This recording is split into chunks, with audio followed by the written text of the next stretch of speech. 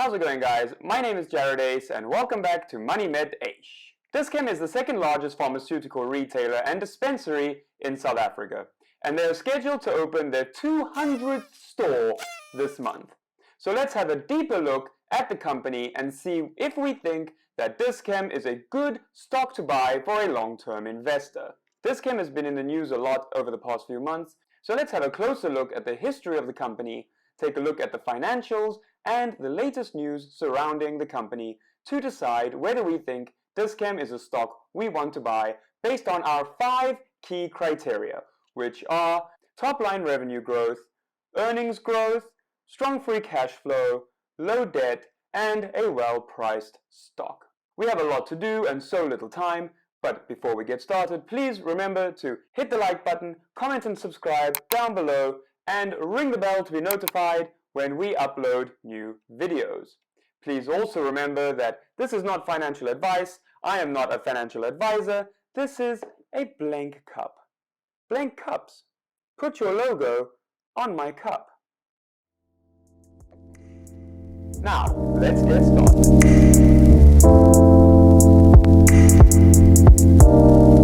Dis-chem was founded by Ivan and Lynette Saltzman in Mondior, Johannesburg in 1978. The two pharmacists turned serial entrepreneurs have, over the past 43 years, turned one dispensary into the second largest pharmaceutical retailer in South Africa. The company has expanded exponentially since opening their second store in 1986, opening their 100th in 2016 and taking just 5 years to double that number, and they're scheduled to open their 200th store this month.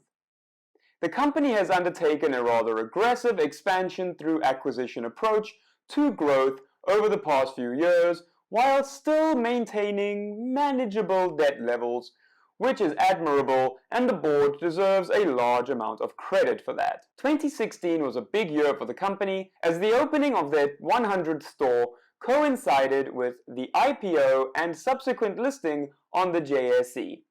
When Dis-chem listed on the JSE, it was the second largest IPO when the Saltzman family issued 27.5% of the company's shares. The couple have until recently held over 50% of the shares in Dis-chem, but we'll get more into that later. Dis-chem has built an almost Costco-like cult following of loyal members, with their 6 million strong army of members making up roughly 70% of all sales. The dispensary is by far the largest contributor to revenue, and this is aided by the 330 clinic rooms, 380 registered nurses, and 400 pharmacists who count as part of an 18,000 strong team of employees ready to serve all Dis-chem's customers. Historically, Dis-chem has been in a healthy financial position, passing 6 of the 6 criteria for financial health set out on Simply Wall Street. However, it does fall short of the criteria that we use in terms of debt at MoneyMetEish. The company's revenue since going public has risen from 15 billion to 26 billion, which is a 73% increase since 2016, or roughly 14.5% annually. So, in terms of increase in revenue, our criteria number 1, we have a big check.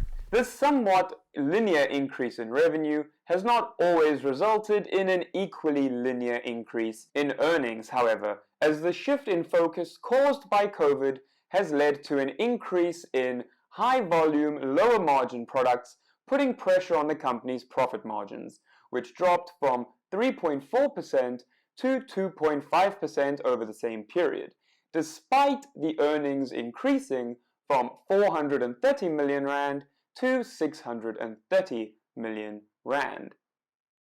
The profit margin numbers were also flat from financial year 2020 to financial year 2021 at 2.5%, which, given the circumstances, might be seen as a win, and indeed I might have been able to overlook the entire decline in profit margins had it not been for the fact that the decline actually predated COVID, where the margins fell from 4.1% to 2.5% between 2017 and 2019. You might want to consider, though, that at a 5-year industry average earning of 2.6%, which is where Dis-chem is sitting, it's still 6.6% higher than the 5-year JSE market average of negative 4%.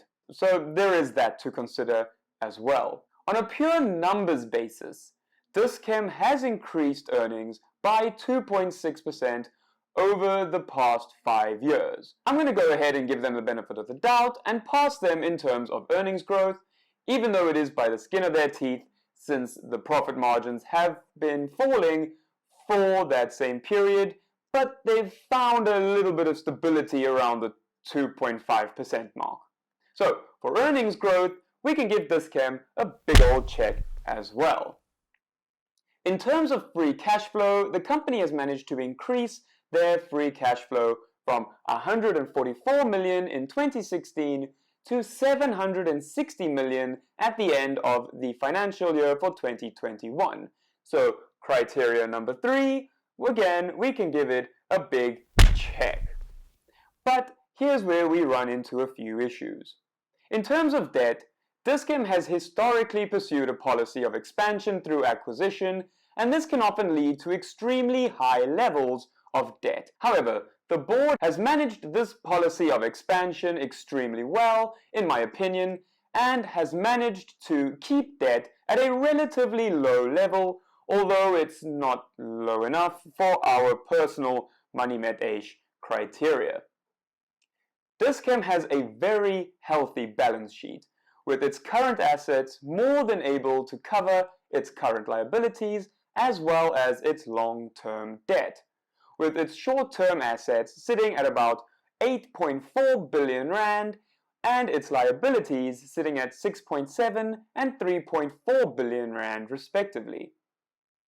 The company has added a further debt burden since reporting took place, however, with an additional billion rands worth of acquisitions either having been finalized or still being processed at the time of recording, including the acquisition and integration of the 420 million rand purchase of Baby City, as well as the purchase either entirely or in part of Healthforce, Medicare, and Kaelo Holdings for an additional estimated combined value of 500 million rand.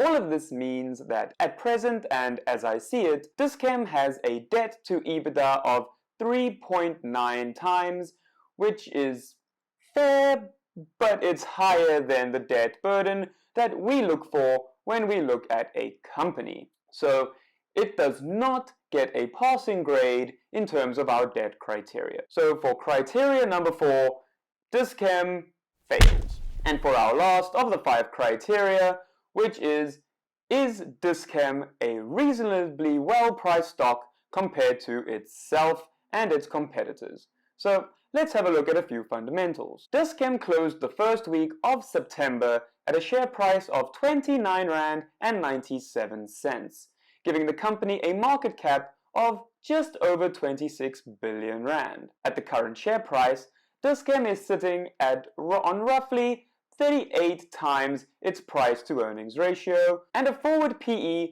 of 28 times.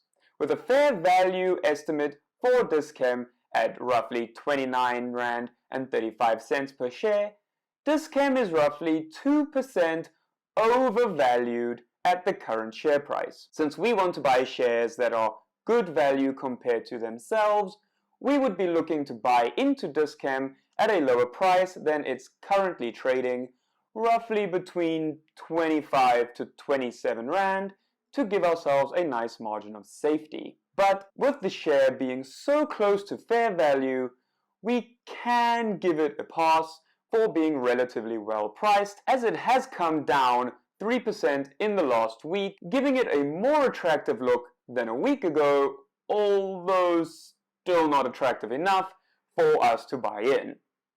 So, Criteria number 5, a well-priced stock.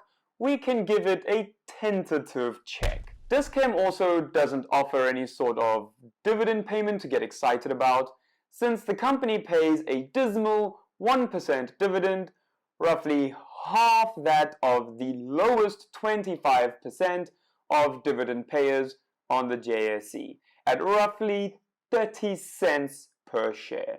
Now, let's have a closer look at some of the news surrounding the company in recent weeks. The majority of the most recent news surrounding Dis-chem has been around the selling of shares by the founders, the appointment of the new CEO, and the purchase of 10% of the business by Royal Bafokeng Holdings. The Saltzman family reduced their holdings in the company by quite a substantial amount over the past few weeks, going from roughly 50% and reducing that to almost 30% of the company.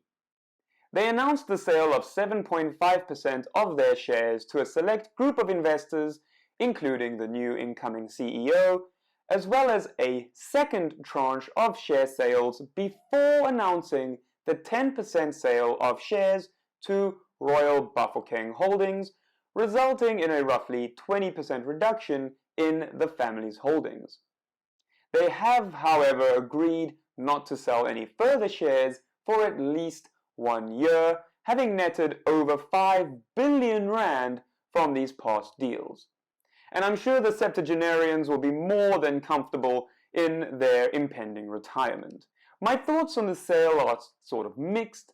On the one hand, the part of the appeal of Dis-chem was that they were founder-led, but on the other hand, the founders are well past retirement age, and after building a massive empire and ensuring thousands of South African families are employed, they probably do deserve to cash out and have some sort of time off. We'll have to see how the market responds once we get a clearer image from the company as to what the new management structure will look like.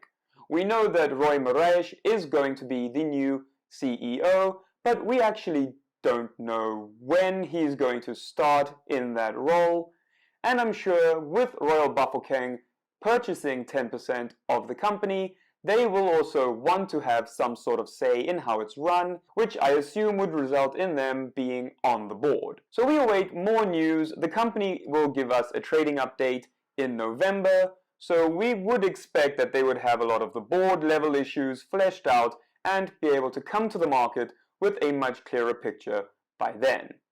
So, let's have a recap of our 5 key criteria to decide whether we think Dis-chem is a good stock to hold for the long term or not. Number 1, top line revenue growth, check. Number 2, earnings growth in the form of EBITDA, check.